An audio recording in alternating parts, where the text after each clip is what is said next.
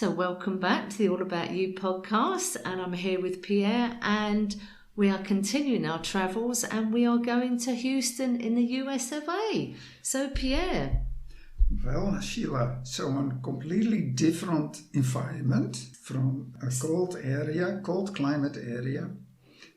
Houston is located in the southwest Texas near Galveston Bay on the Gulf of Mexico. And Houston is the center of the oil and gas industry and of the major oil companies. And they all have their headquarters there along the I-10. The I-10 is a giant motorway. On each side you have 6 or 7 lanes, both sides. It is huge. And it runs through Houston. Well, Houston, where is the name coming from? The city is named after the former General Sam Houston, who was president of the Republic of Texas. Texas was a republic, that was separate from the rest of the states. That I didn't know. Yeah. No, I didn't know that. And it won Texas independence from Mexico in 1830s. And they still have, I believe, if I'm right, in their constitution of Texas, they still can withdraw out of the United States if they wish. Oh, interesting. Yeah. But my residence was in Katy, that is in the western side of Houston, and the office was 10 minutes drive away along the I-10 motorway. And most of my neighbors were associated to the oil industry. I was often invited by the neighbors to a shooting range. Like you do? Which I bluntly refused. Often wondered why I was driving a small second-hand German car instead of the Hummers or Chevys. And I was maintaining my own garden. And that was not done there. You had to hire a Mexican gardener to maintain your garden. So I was accepted as the poor Dutch boy, I think, missing all the opportunities of the new world. But okay, I participated in the barbecues and the conversation were centered on the new arrivals. They asked me, how do you do on safety if a robber is coming in your house? And I was thinking about that question. I said, well, I called the police. You don't have a rifle in your bedroom? If you hear a noise that you can do... You can do your Rambo impression?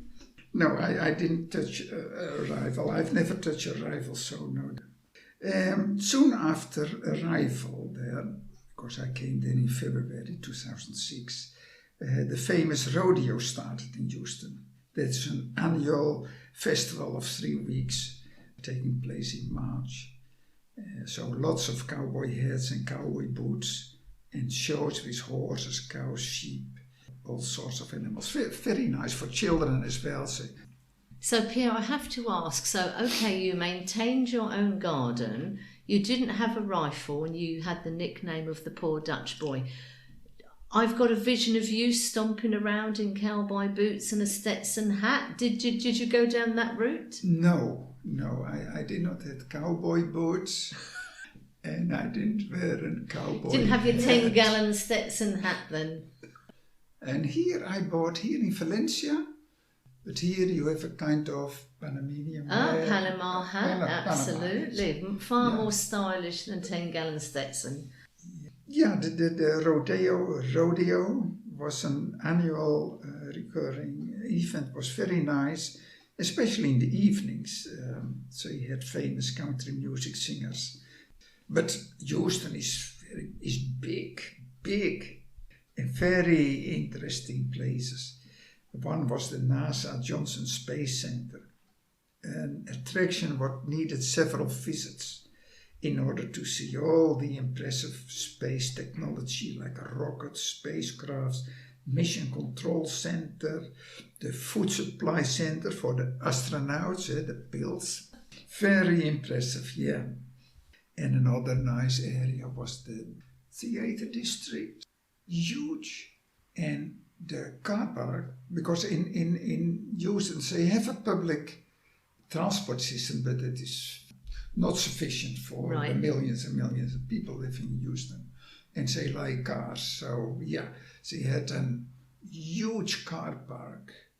In the car park, ferry levels, like a motorway, and then signs. Oh, here the cinemas, there the Philharmonic Orchestra, ballet, operette, with big signs. So it was excellent.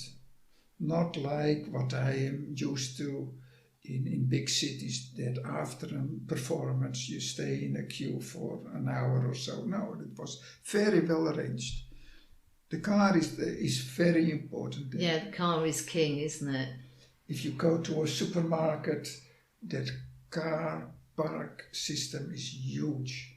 And there in that theater district, I've seen there Andrea Bocelli, Tina Turner, Shakira, Madonna, Santana, many, many more.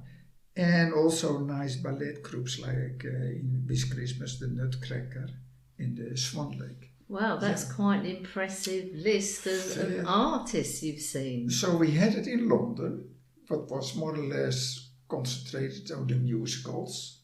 I've seen there all the musicals going on. And this in Houston was more or less the bands and by the way, that was famous, the Houston Philharmonic Orchestra.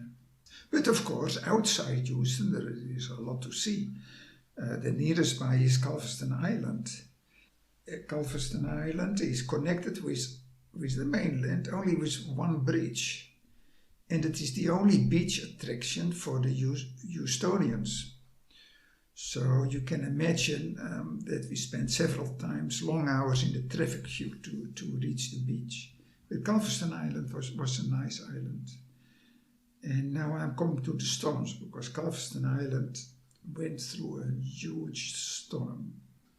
The storms are there on a frequent basis. And in the Atlantic hurricane season, which is from the 1st of June to the end of November every year, which is peak more or less in August to mid-September, the storms are unbelievable. If you are in a house, the noise is like a super high-speed train is coming along just a meter away from you. And this goes on and on and on for hours and hours. Yeah. And in one of those storms, I lost all my cars, all the palm trees, the fences, everything was gone. But Galveston Island was very badly hit, and the majority of the buildings in the houses wiped away. I can remember a newspaper there in Houston. Then you had one side of the picture was before the storm, and one side the same area after the storm. And you saw only one house. Wow, everything else just gone. Now I must admit that building a house in Houston is done with paper, carton, gyps and wood. You have to go more or less along the north to get the brick and the concrete. Of course, the big offices are concrete, but most of the houses are built of wood, and on both sides of the wood, they put plaster or whatever. I mean, that has got to be false economy. I understand building a house of wood is cheaper than a brick-built house, but if you're having to rebuild it every year because you do have this hurricane system, surely that just makes no sense economically. Yeah, I have a nice story on that. I mean, you're the engineer, but to me, it just makes you're just having to rebuild that house every year because of the storms. Before I came to Houston, and sometimes you see it at a hurricane or a tornado, and then you see the pictures that all the houses are flat and everything, all the rubble is around. I said, how can it be? How can it be? But then, when I was living there, I could understand it. In my house in Houston, I bought there a house all the pictures what I had on the wall once a week, that was my routine, to get the pictures straight. because the walls are trembling a little bit. Yeah, and the pictures are just moving about. But the storms is, and it is pitch dark during such a storm, pitch dark during the day. Because the first thing to go is going to be the power. Yeah. So people living there are just used to this. They get the water in, they get the food in, they get themselves organised and hunker down and hope they're going to come out the other side. Yeah, the information is very good there. Even on the highways, you see big signs, because when everybody has to be evacuated, then the motorways are used on both sides to get the people out. To get everybody out. So you see big signs, what they can flip open and close, because when the evacuation is done, the storm is done, those people have to return. So then both lanes are used to get the people back in their village, town or city.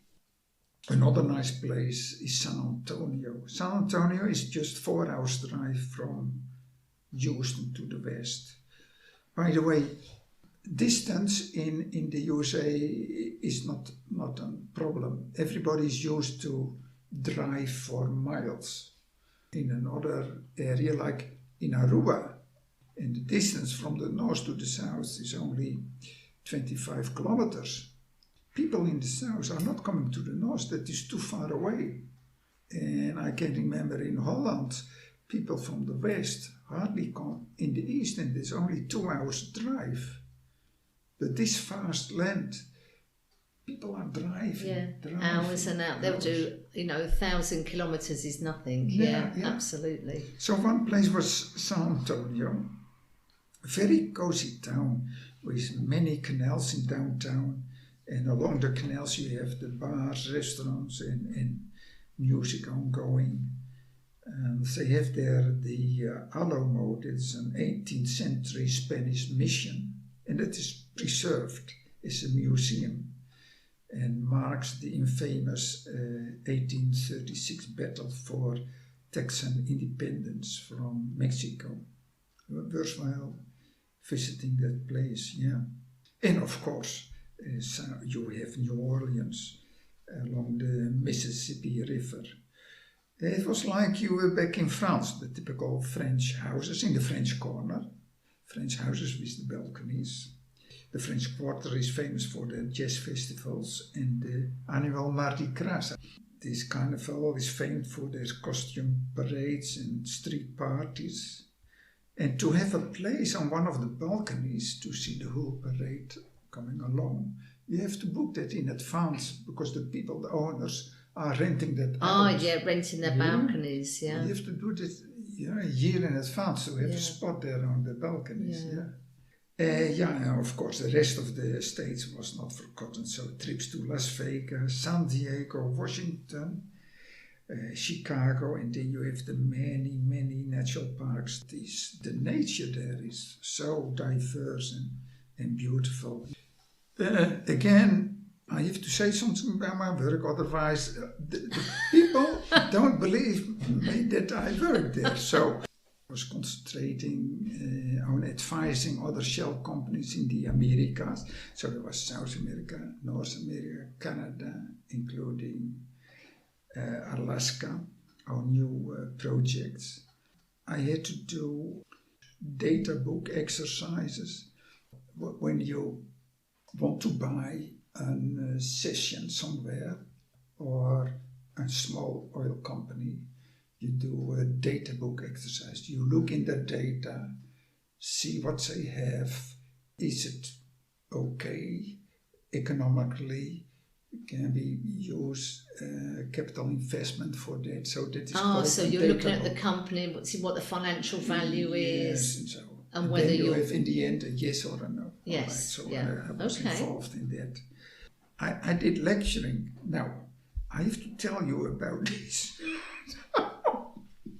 In the beginning, Shell Center has their training courses in Rijswijk and The Hague in Holland. And then they came on this smart idea to have the training courses more in the locations. Of course, it saves a lot of money instead of all those guys coming from all over the world. So I was involved in the training course for the Americas. So that was Canada, US and Rio de Janeiro. My part was for young engineers in project management to understand new projects. And most of the projects I worked for in the past, in Rabi, in Gabon, and in Oman, and in Sakhalin, and you name it. So you think for me it was easy, but those guys are so clever.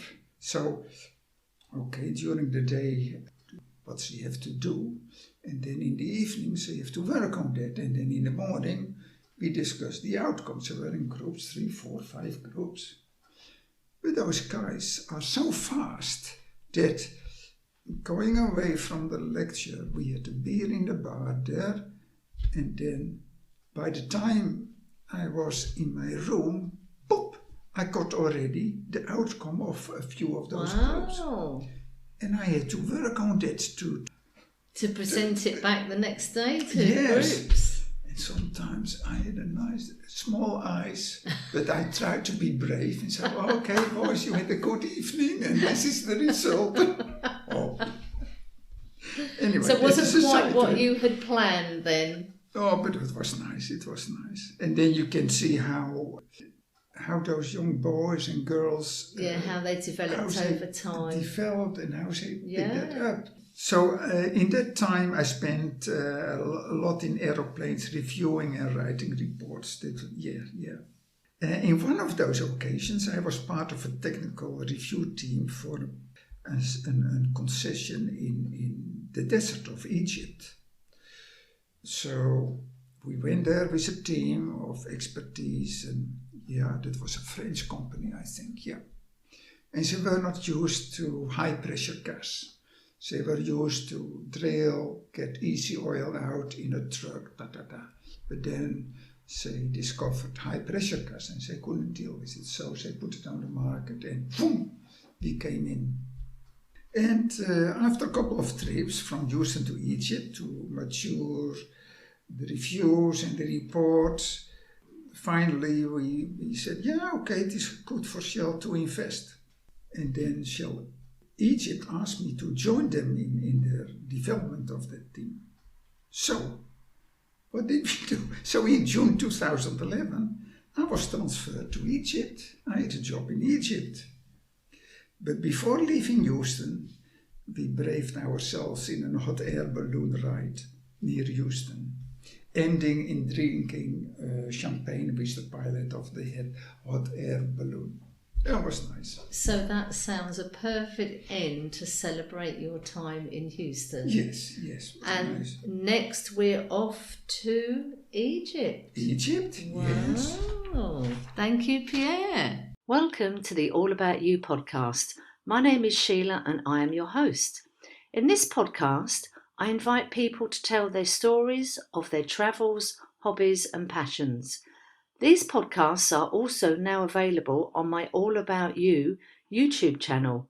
So if you have a story to tell, please contact me on allaboutyoupodcast@yahoo.com and let's tell your story.